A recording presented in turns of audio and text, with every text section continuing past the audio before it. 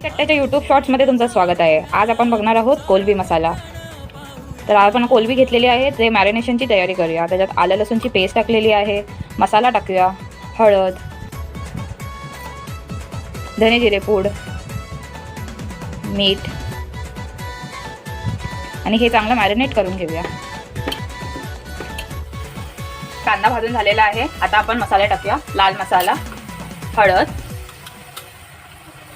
गरम मसाला, चवीनुसार मीठ, आलं लसूण पेस्ट,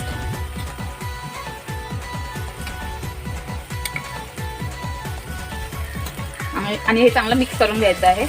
आणि मग टोमॅटो टाकायचं आहे. आणि चांगलं मिक्स करून घेऊया.